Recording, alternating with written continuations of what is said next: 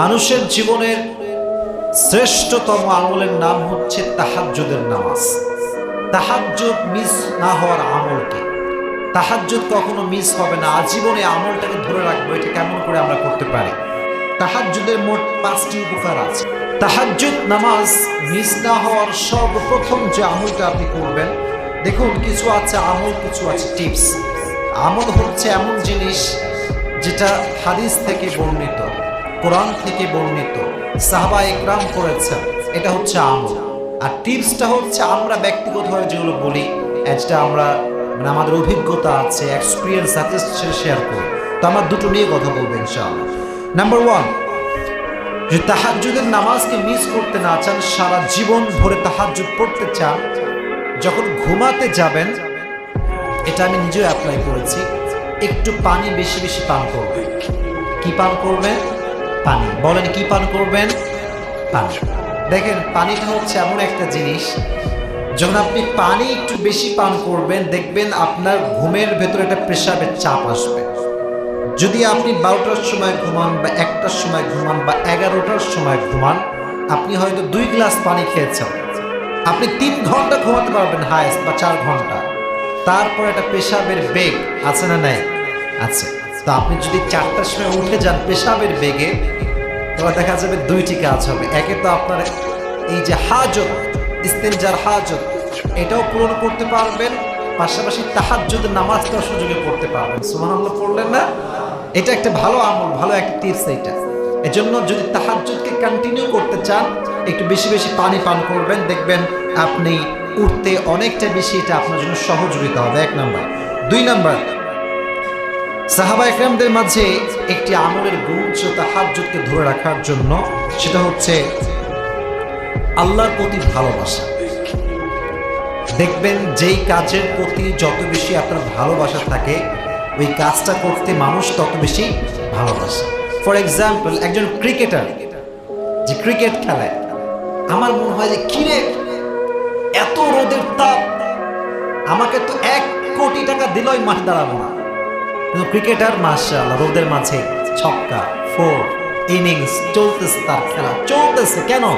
কারণ ক্রিকেটকে সে ভালোবাসে। রোদ হি ডোন্ট কেয়ার অ্যাবাউট ইট।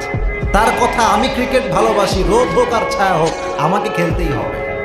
কেন খেলছে সে রোদের মাঝে? ক্রিকেটকে আই লাভ ক্রিকেট, আমি ক্রিকেট ভালোবাসি। তো আল্লাহকে যখন বান্দা ভালোবাসে, ঘুম, প্রচুর ঘুম, ঘুমে উঠতে পারছি না, যেহেতু আমি আল্লাহকে ভালোবাসি, আমাকে ঘুম থেকে উঠতেই হবে, তাহাজ্জুদ আমাকে পড়তেই হবে। সুবহানাল্লাহ পড়েন। এজন্য আল্লাহর প্রতি ভালোবাসা থাকতে হবে। যদি ভালোবাসা তৈরি করতে পারেন, দেখবেন আপনি তাহাজ্জুদের সময় অটোমেটিক্যালি উঠতে পারবেন। এটা হচ্ছে 2 নাম্বার আমল। 3 নাম্বার, তাহাজ্জুদের প্রতি আন্তরিক হতে হবে। আন্তরিকতা একটা ভিন্ন জিনিস। দেখেন আন্তরিকতা আমি একটু বোঝাই আপনাকে। মনে করেন আপনি কাউকে চেনেন না, সে আপনার বাসায় আসছে, এটার মেহমানদারি একরকম। আপনি দুনিয়াতে জীবিত আছেন এবং আপনার বাবা মারা গিয়েছে, মা মারা গিয়েছে, ভাই মারা গিয়েছে প্রায় 10 বছর আগে। তারা কবরে যাওয়ার 10 বছর পরে আপনিও কবরে গিয়েছেন। আল্লাহর রহমত, তারাও জান্নাতি, আপনিও জান্নাতি। এখন সাক্ষাৎ হয়েছে 10 বছর পরে সন্তানের সঙ্গে মায়ের। আন্তরিকতা কি কম থাকবে না বেশি থাকবে? বুঝি নাই, কম না বেশি? আন্তরিকতার মাঝে পার্থক্য আছে। আন্তরিকতা থাকলে আমলের আগ্রহ বাড়ে। এজন্য তাহাজ্জুদের প্রতি আন্তরিক হবেন, যে না, এটা আমার জীবনকে পরিবর্তন করবে, এটাকে আমার ভালোবাসতে হবে, এটার প্রতি আমি আন্তরিক হব। এই আন্তরিকতা আপনাকে ঘুম থেকে জাগিয়ে তুলবে ইনশাআল্লাহ। এটা হচ্ছে 3 নাম্বার। 4 নাম্বার, সবচেয়ে ইফেক্টিভ একটা আমল শিখিয়ে দিচ্ছি, সেটি হচ্ছে যখন ঘুমাতে যাবেন, অবশ্যই ট্রাই করবেন ঘুমাতে যাওয়ার আগে অজু করে ঘুমান। অজু করে অনেকে ঘুমাই না আমরা, জাস্ট বাহির থেকে আসি। দেখেন আমি জাস্ট আপনাকে হাদিস থেকে বলছি না, সায়েন্স থেকেও বলছি। সায়েন্স বলছে মানুষ যখন সারাদিন সন্ধ্যা বাহিরে ঘুরে বেড়ায়, একটা ধুলা তার ফেসে থাকে, হাতে একটা ধুলা থাকে। আপনি যদি এখন এসে কোনো নামাজ নাই, কালাম নাই, ওযু নাই, ওই ধুলা নিয়ে ঘুমায় যান, এতে করে আপনার ফেসের যে লাবণ্যতা ছিল এটা হারায় যাবে। কিন্তু আপনি যদি ঘুমাবার পূর্বে জাস্ট এক ফোঁটা পানি, মানে সামান্য কয়েক ফোঁটা পানি হাতে নিয়ে মুখে একটু ছিটে ফোঁটা মারেন, আপনার ধুলোগুলো দূর হয়ে যাবে। ইভেন আপনার ফেসের যে রোগ ছিল, ডিজিজ ছিল, প্রত্যেকটা রোগ বালাই দূর হয়ে যাবে। এবং এটা ওযুর মাধ্যমে হবে। সুবহানাল্লাহ করলেন না? ওযু করলে আপনার হাতও ফ্রেশ, মুখও ফ্রেশ, পাও ফ্রেশ। তো এই জন্য শুধুমাত্র তাহাজ্জুদের জন্য নয়, আমলের জন্য হলেও ওযু করার দরকারটা যুবক ভাইয়েরা আছে না নাই? আছে। আরেকটা বিষয়, একটা হাদিসে এসেছে। আচ্ছা, আমি এটা প্রশ্ন করি আপনাদের সবাইকে, আমাদের অভাব দূর হয়ে যাক, এটা আমরা সবাই চাই কি চাই না? জোরে বলেন না, চাই কি চাই না? আমাদের আল্লাহ বেশি বেশি রিজিক দিক, বেশি বেশি খাবার দিক, অভাব না থাকুক, অভাব না থাকুক, এটা আমরা সবাই চাই কি চাই না? একটা হাদিস শোনা, নবীজির কাছে একজন সাহাবী এসে বলছে, ইয়া রাসূলুল্লাহ, আমাকে আপনি এমন একটা আমল শিখায় দেন যে আমলটা করলে আমার কখনো রিজিকের কোনো সংকীর্ণতা হবে না, কখনো আমার কারো কাছে হাত পাততে হবে না, আমার রিজিকে কোনো কমতি আসবে না। আমি হলে কি করতাম? লেখো, কাগজ বের করো, ওই আমল সে আমল, ওই আমল সে আমল, 10টা আমল, কিন্তু বান্দা একটাও করে না, খবর নেই। নবীজি এত বেশি আমল বলেন না, এগুলো হচ্ছে সাহাবী শোনো, আদিম আলা তাহারা, আদিম আলা তাহারা, তুমি নিজেকে অলওয়েজ পুত পবিত্র রাখবা, আল্লাহ তোমার রিজিককে এত বেশি বরকত দান করবে তুমি চিন্তাই করতে পারবে না। সুবহানাল্লাহ। এজন্য যদি রিজিকে বরকত চান, ওযু করার দরকারটা বেশি বেশি আছে না নাই?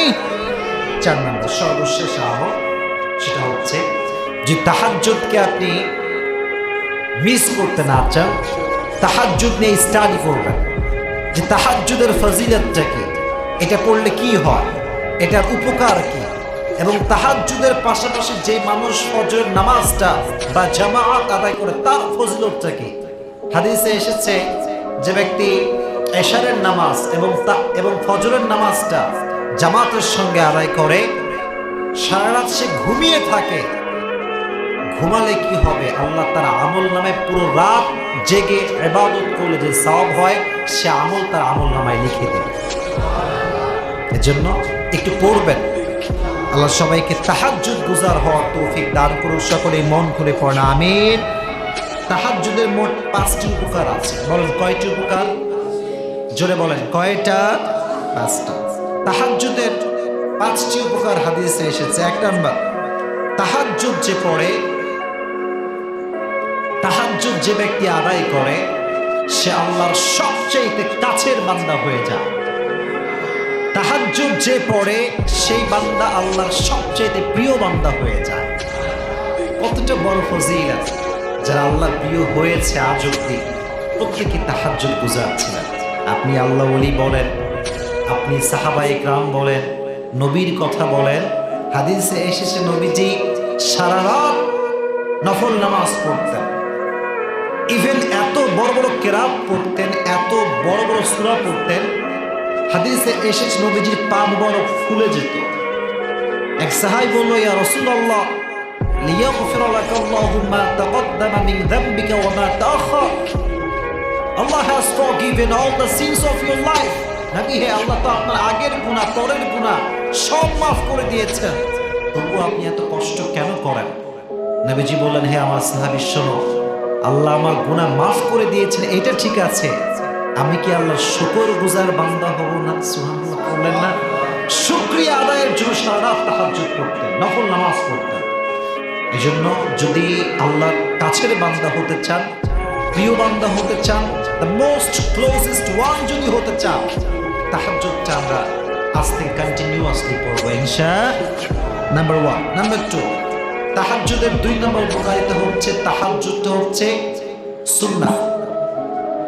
হাদিসে এসেছে যে ব্যক্তি আমার সুন্নাহকে অনুসরণ করে, সে আমাকে অনুসরণ করে, যে আমাকে অনুসরণ করে সে আমাকে ভালোবাসে, যে আমাকে ভালোবাসে তাকে আমি ভালোবাসি, কানা মাই ফিল জান্নাহ, সে আমার সঙ্গে জান্নাতেও একসঙ্গে থাকবে। তাহলে নবীর সুন্নাহকে মানতে চান, তাহাজ্জুদটা পড়ার দরকারটা আছে না নাই? 2 নাম্বার। 3 নাম্বার, তাহাজ্জুদের সবচাইতে বড় উপকার, এটা আমি আমার লাইফে পেয়েছি, এটা আমি আমার লাইফে বাস্তবিক এক্সপিরিয়েন্স থেকে বলছি।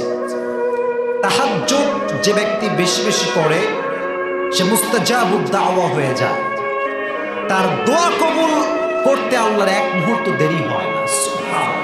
দোয়া করতে দেরি, দোয়া কবুল করতে দেরি হয় না। এটা হচ্ছে তাহাজ্জুদের নামাজ, এটা হচ্ছে 3 নম্বর উপকারিতা। আর 4 নম্বর যে উপকারিতা হাদিসে এসেছে, তাহাজ্জুদ যে পড়ে আল্লাহ তার গুনাহ খাতাকে মাফ করে দেয়। মানে এর চাইতে বড় বিজনেস তো আর আমার কাছে কিছু নাই।